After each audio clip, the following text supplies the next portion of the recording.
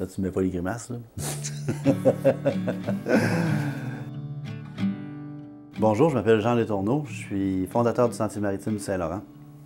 Je suis originaire de Trois-Pistoles, j'ai été élevé sur le bord du fleuve. J'ai toujours eu accès à un canot, à une petite embarcation à moteur. Puis vers 85-86, je suis allé avec des amis faire du rafting. Puis j'ai observé les gens qui faisaient du kayak autour du bateau de raft, puis je trouvais qu'ils avaient l'air d'avoir plus de plaisir que moi dans le bateau. Fait qu'à partir de là, la semaine suivante, j'ai suivi un cours de kayak, puis j'ai jamais arrêté. Je continue à aller sur l'eau aujourd'hui, c'est parce que, en fait, ça me procure un sentiment de liberté d'aller sur l'eau en kayak. L'autonomie que l'embarcation procure, les grands espaces, ça me stimule. J'adore avoir le privilège de me rendre dans des lieux qui sont pas trop affectés par l'homme, puis d'avoir fait l'effort pour m'y rendre. Ce qui est le plus enrichissant, c'est les moments collectifs. Il y a toujours dans chaque expédition un petit quelque chose avec un partenaire. N'empêche que tu as caché une bière des bagages, puis au 10e jour d'expédition, tu fais psh dans les oreilles d'un ami. Ça a un effet sur le groupe qui est spectaculaire. J'ai rejoint la fédération autour de 1997-18. En fait, c'est qu'à Trois-Pistoles, on a fondé une coopérative, un club de kayak de mer. On l'a fondé sous forme coopérative. Là, j'ai appris que la fédération était en train de se lancer dans le kayak. C'était nouveau pour la fédération. Puis j'ai été dans la première cohorte de formation pour les formateurs. En fait, la fédération a formé des formateurs dans ces années-là. C'est Serge Chavard qui avait fait la première cohorte. Et puis, à partir de là, je me suis impliqué comme formateur bénévole pour la coopérative pendant 6, 7, 8 ans, je me souviens plus très bien. Puis après, j'ai enchaîné avec un autre projet.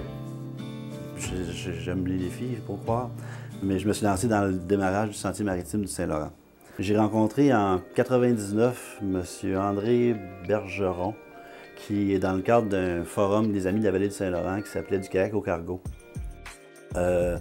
Bergeron avait exposé le projet, un projet de faire un sentier maritime du Saint-Laurent à l'échelle de tout le Saint-Laurent. Un peu sur le modèle du Main Island Trail. Lui était membre du sentier maritime au Maine. Et puis, je trouvais l'idée intéressante, mais je trouvais le projet gros. Développer tout d'un coup un sentier maritime sur tout le Saint-Laurent, ça me paraissait, ça nécessitait de fédérer beaucoup de monde puis d'avoir l'adhésion du gouvernement, puis je trouvais pas ça évident. Fait que j'ai sauté bonne chance, puis c'est resté comme ça.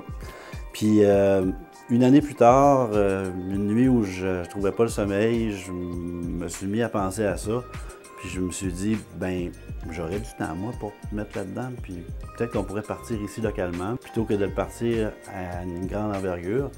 Puis à ce moment-là, ben, j'en ai parlé au directeur de la TR chez nous, que je connaissais bien, à quelques amis. Puis ça coïncidait avec une activité que le Main Island Trail tenait à Portland, juste la veille du 11 septembre 2001. J'ai croisé la frontière le 10, je m'en suis sauvé. Mais à ce moment-là, il y avait le thème de ce forum-là, c'était comment on démarre un sentier maritime. Et puis à partir de là, ben, j'ai su par mon directeur d'ATR encore que la Côte-Nord pensait à quelque chose autour du kayak de mer, il ne savait pas trop comment l'articuler. Ça a donné que M. Boitler était en train de faire des consultations sur la politique de l'eau en 2002, je crois. Et puis, M. Danny Rousseau s'agit d'une occasion où M. Boitler venait au ministère de l'Environnement à Bécomo. Il l'a sorti en kayak, il a montré des baleines, il a parlé de notre projet. Puis c'est à ce moment-là que M. Boitler a inscrit le sentier maritime, le développement du sentier maritime dans la politique de l'eau. Puis il a désigné la fédération comme étant l'ensemblier ou le coordonnateur du projet. Ça, c'était en 2001-2002. Et puis, entre 2002 et 2005, nous et la Côte-Nord, on a été comme les projets pilotes.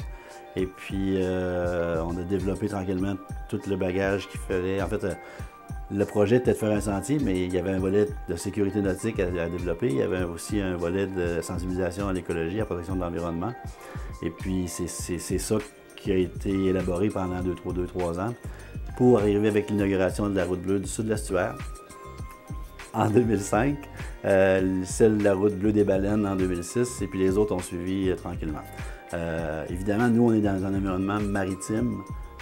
où les conditions de mer ne sont pas les mêmes qu'au lac Champlain, qu'autour de l'île de Montréal. Fait qu'il y a des considérations différentes pour chaque route bleue qui rouvre. C'est pour ça que le concept était plus facile à développer à partir du milieu par des gens du milieu qui connaissent leur propre environnement.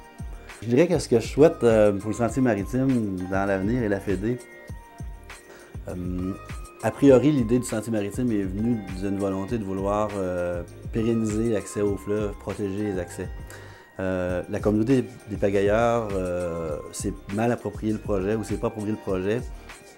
Puis je pense qu'on percevait aussi que, à tort, que la Fédération voulait contrôler les accès au fleuve, voulait contrôler les gens qui allaient sur le fleuve. L'idée du sentier maritime original, qui est un sentier linéaire sur le long du fleuve, et n'a pas connu un grand succès non plus. Il y a peu de pagailleurs qui font des sorties de plus d'une journée, qui couchent en kayak.